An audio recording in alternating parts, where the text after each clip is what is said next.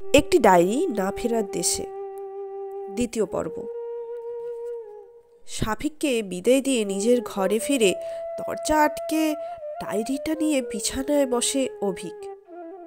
উত্তেজনায় তার হাত কেঁপে ওঠে। মাঝারি আকারের একটা গাঢ় নীল রঙের রেক্সিনের কভারওয়ালা সাদামাটা ডায়েরি, অনেকটা জার্নালের মতো। ছোট ছোট অন্তর্ভুক্তি, কখনো 2 লাইন বা আধা পৃষ্ঠা, কখনো তারিখ আছে কখনো নেই। অভিক হাতে নিয়ে বার কয়েক নাড়াচাড়া করে ডায়েরিটা। পড়তে শুরু করার আগে নানা রকম ভয় আর সংশয় এসে ভর করে তার ওপর।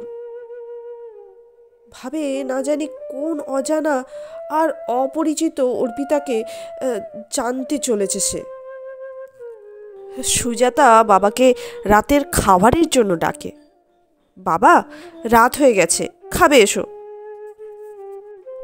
খাবারের টেবিলে তাকে অন্যমনস্ক দেখে সুজাতা জানতে চায়, বাবা, তোমার কি শরীর খারাপ লাগছে?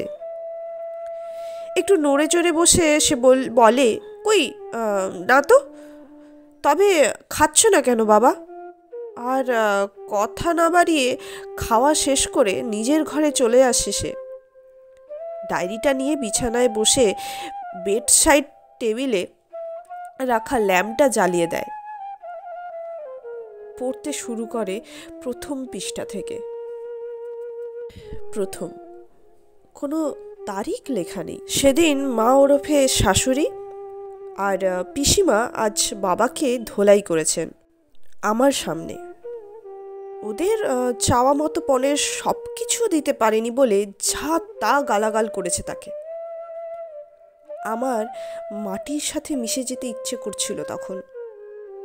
আমার কিছুই করবার বা বলার ছিল না, কারণ আমার স্কুল মাস্টার বাবা যা দিয়েছেন তাতেই তিনি প্রায় সব কিছু নিঃস্ব করে দিয়েছেন।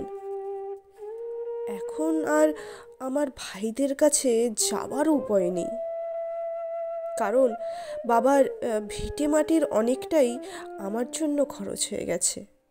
এটাই হয়তো মেয়েদের নিয়তি। দ্বিতীয়, কোনো তারিখ নেই। আমার সন্তান হবে শুনে মা ওরফে শাশুড়ি মনে হয় খুশি হননি। তার মেয়ের বিয়ে হয়েছে বছর 5, আজও বাচ্চা হয়নি। বাড়ির পুরনো ঝি মলিনাদি একটা কথা বলেছিল সেদিন। বাইরের কারোর কথায় কান দেব না ভেবে ওসব নিয়ে আর ভাবিনি। আজ বুঝলাম মলিনাদি মিথ্যে কথা বলেনি। তিনি চেয়েছিলেন আমার আগে তার মেয়ের কোলে সন্তান আসুক। আমি ভেবেছি অভি কি তার সন্তান নয়? মা হয়ে তিনি কেন নিজের সন্তানদের সাথে পক্ষপাতিত্ব করবেন? তারিখ না থাকলেও অভিক বুঝতে পারে এটা বছর 25-26 কিংবা তারও বেশি আগের কথা। আবার পড়তে শুরু করে। তৃতীয়, এটিতেও কোনো তারিখ নেই। আজ আমার বড় খুশির দিন। শহরে যে নতুন এনজিও অফিসটা খুলেছে সেখানে চাকরি করবার জন্য অভিকের মতামত জানতে চেয়েছিলাম। ও রাজি হয়েছে আর বলেছে ওর মাকে ও সামলে দেবে। বড় একটা দুশ্চিন্তা থেকে রেহাই পেলাম যেন। এখন মানে চাকরিটা পেলেই বাঁচি। অনেক দিন তো অপেক্ষা করলাম। এখন মেয়েরা কঙ্কনা আর কল্পনা স্কুলে যাওয়া শুরু করেছে। এত কষ্ট করে, এত পরিশ্রম করে, বাবার টাকার সাধ্য করে ডিগ্রি নিয়ে এভাবে শিক্ষার অবমাননা করার কি কোনো মানে আছে? একটু কষ্ট হবে, তাহলেও আমি সামলে নিতে পারবো। অভিক মনে মনে হাসে সেদিনের কথা মনে করে। আসলেই সেদিন অনেক খুশি হয়েছিল অর্পিতা। চতুর্থ, তবে এটিতে তারিখ রয়েছে 20/11/80। আজকে তারিখটা লিখে রাখলাম। বিয়ের তারিখের মতো এটাও আমার জীবনের একটা স্মরণীয় দিন। আজ বাড়ির সবার মানে মা, বাবা, বড়দি, দেওর আর অন্যান্যদের আপত্তির মুখেই অভিকের সাহসের জোরে চাকরিতে জয়েন করে এসেছি। নিজেকে কেমন যেন স্বাধীন স্বাধীন লাগছে অফিসে গিয়ে। ওখানে বাড়ির মতো কেউ মা, কেউ বৌদি, কেউ বৌমা, কিংবা কেউ অর্পি বলে আমাকে ডাকছিল না। একটু ভয় ভয় লাগছিল, তবে সেটা বাড়ির মতন নয়। বাড়িতে যেমন কারো মুখে খুশির বদলে দেখি অভিযোগের সুর, ওখানে কাজের চাপ থাকলেও তা নিয়ম মাফিক সকালবেলা তৈরি হয়ে বাইরে যাওয়ার সময় মনটা অন্যরকম লেগেছিল। মনে হয়েছিল আমার বুকটা ফুলে উঠেছিল কয়েক হাত। মেয়ে মানুষ পরিচয়ের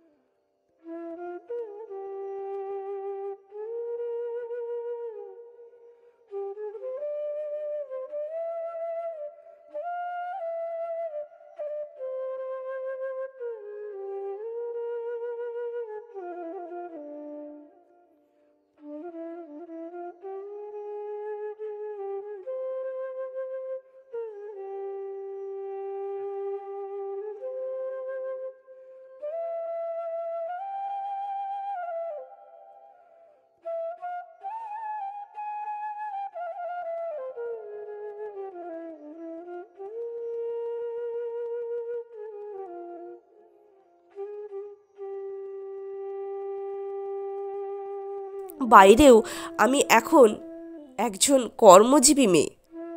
বিকেলে অবশ্য মা আর মালতীদির কালো মুখ হজম করতে হয়েছে। কঙ্কনা আর কল্পনাকে স্কুলের থেকে আনা নেওয়া বাকি সময়টা সামলানোর ঝক্কির বেশ বড় এক ফিরিস্তির দিয়েছিল তারা।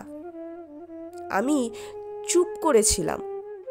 কথা বাড়িয়ে ঝগড়া বাজাতেই আমার যত ভয়। 5 তারিখবিহীন। দিনে দিনে চাকরি নয়, সংসারই আমার কাছে কঠিন মনে হচ্ছে। আর দুদিকের সমতা ঠিক করতে গিয়ে আমি যেন হিমশিম খাচ্ছি। অফিসের কাজে 9টা 5টা থাকলেও বাড়িতে কোনো টাইম টেবিল নেই। অভিকের ইঞ্জিনিয়ার ছোট ভাই এই শহরের বাইরে পোস্টিংয়ে নিয়ে চলে গেছে, তাই বাড়ির সব দায়িত্ব এখন আমাদেরই। একটু কিছু ভুল ত্রুটি হলেই আমার চাকরির খোঁটাটা হজম করতে হয়। কিন্তু যে যাই বলুক, আমি কিন্তু চাকরি থেকে ইস্তফা নেব না। কারণ ওই সময়টা শুধুই আমার একান্তই আমার সময়। সেখানে আমি শুধুই অর্পিতা, একটি মানুষ, একটি কর্মী। অভিক উপলব্ধি করে সেসব দিনের কথা। সত্যিই প্রচণ্ড একটা ধকল গেছে অর্পিতার উপর দিয়ে। পাতার পর পাতা উল্টে যেতে থাকে অভিক। তেমন উল্লেখযোগ্য কিছুই চোখে পড়ে না। সবই প্রায় আটপৌড়ে কথা, কোথাও 2 লাইন কিংবা 2টো বাক্যেই শেষ।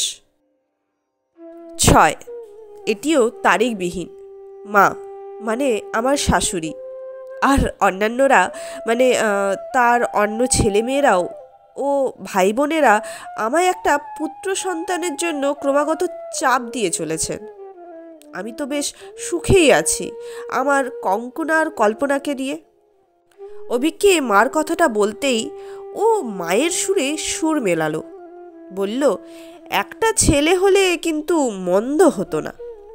দেখছো না মেয়েরা কেমন তরতরিয়ে বড় হয়ে যাচ্ছে। বাড়িতে একটা ছেলে থাকলে বেশ হতো, তখন কিচিরমিচির করে মাতিয়ে রাখতো বাড়িটা। আমি বলেছিলাম, অভিক কি আমায় ছেলে হওয়ার গ্যারেন্টি দিতে পারে? ও কৌশল এড়িয়ে গিয়ে বলছে, চেষ্টা করতে দোষ কি? 7 এটা তারিখ রয়েছে 11/8/82। গত একটা বছরে আমার ওপর দিয়ে বেশ একটা ধকল গেলেও একটা সুসংবাদ এসেছে আমার জীবনে। হ্যাঁ, আমার একটা ছেলেই হয়েছে। যাক বাবা, বাঁচা গেল। আর একটা মেয়ে হলেও আবার হয়তো কোনো চাপ পড়তো। সমাজে তো আর মেয়েদের এত সহজে ছেড়ে দেওয়া হয় না। সংসার, চাকরি, মেয়েদের স্কুল, লেখাপড়া সব মিলে কি যে এক সময় গেছে আমার। আবার পাতা উল্টায় অভিক। এক পৃষ্ঠা জুড়ে লেখা। 2 লাইন পড়তেই হঠাৎ থমকে যায় সে। 8, এটি তারিখবিহীন। আজ সারাদিন কাজে একটুও মন বসাতে পারিনি। গত বছরে একবারও লিখতে বসিনি, মানে বসার সুযোগ হয়নি। এই ডায়েরি ছাড়া কোথায় আর আমার মন হালকা করব এখন? এত বছর পর অভিক আমায় এমন একটা বিপদে ফেলে দেবে তা ভাবতে পারিনি। অভিক আমার ভালোবাসা, আমার সম্মান, আমার সিথির সিঁদুর, আমার সন্তানদের জনক। আমি কিছু ভাবতে পারছি না। একটা সম্পর্ক টিকে থাকে বিশ্বাস আর ভালোবাসায়। একবার সেখানে চিড় ধরলে তার ভাঙন কি আর রোকা যায়?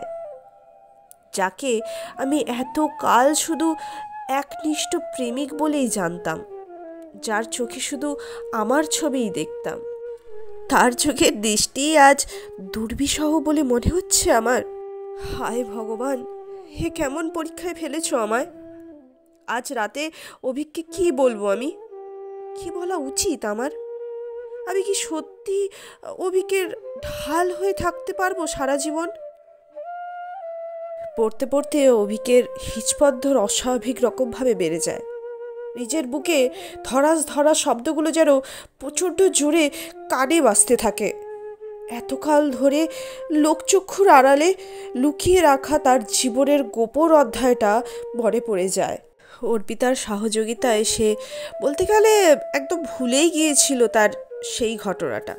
তার স্পষ্টই মনে পড়ে যায় সেসব দিনের কথা, যা অর্পিতার বিশ্বস্ততায় সবার চোখের আড়াল হয়ে গেছে এতকাল। সেবার অফিসের একটা প্রজেক্টের কাজে তাকে রাজশাহীতে থাকতে হয়েছিল 1 বছরের মতো। ছুটি ছাটা আর সপ্তাহ শেষে সে বাড়ি ফিরে আসতো। সেই সবাই সেখানে তার একসাথে নবিতা নামে সেই অফিসের সহকর্মী সুদীপ্তার বিধবা বোনের সাথে একটা সম্পর্ক গড়ে উঠেছিল। প্রজেক্টের কাজ শেষে সে যখন শেষবারের মতো ফিরে আসবে তখন নবিতা জানিয়েছিল সে অন্তঃসত্ত্বা। এই কথা শুনে তার মাথায় আকাশ ভেঙে পড়েছিল। ব্যাপারটা জানাজানি হওয়ায় নবিতাও হয়েছিল ঘরছাড়া। তাই অভিক তাকে আলাদা বাসা ভাড়া করে রেখে ফিরে এসেছিল আর দূর থেকেই যোগাযোগ রক্ষা করে চলেছিল। অফিসের ট্যুরের কথা বলে সে ছুটে গিয়েছিল সেখানে নির্ধারিত তারিখে, কিন্তু রবিতা একটা কন্যা সন্তানের জন্ম দিয়ে লেবার রুমের টেবিলেই মারা গিয়েছিল। মাথা খারাপ হয়ে গিয়েছিল অভিকের। ছুটে গিয়েছিল রবিতাদের বাড়িতে। তারা প্রচণ্ড অপমান করেছিল তাকে। এরপর সে এক নার্সের কাছে মেয়েটিকে রেখে ফিরে এসেছিল অর্পিতার কাছে।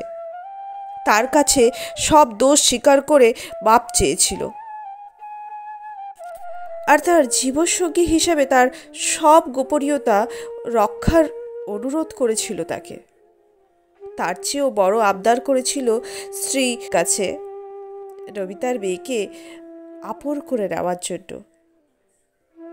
আর সেই ব্যাপারটা যে কতটা কষ্ট দিয়েছিল অর্পিতাকে তা সে কখনোই প্রকৃত অর্থে উপলব্ধি করতে পারেনি।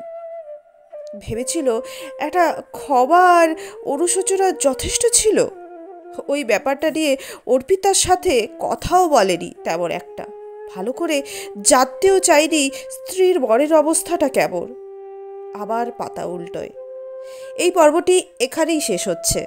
ফিরে আসছি আবার নতুন পর্ব নিয়ে। ততদিন পর্যন্ত সুস্থ থাকুন, ভালো থাকুন এবং আমাদের চ্যানেলটিকে সাবস্ক্রাইব করে আমাদের পাশে থাকুন এবং পাশে থাকা বেল আইকনটিকে অন করে দিন। ধন্যবাদ। দেখা হচ্ছে আবার 3য় পর্বে।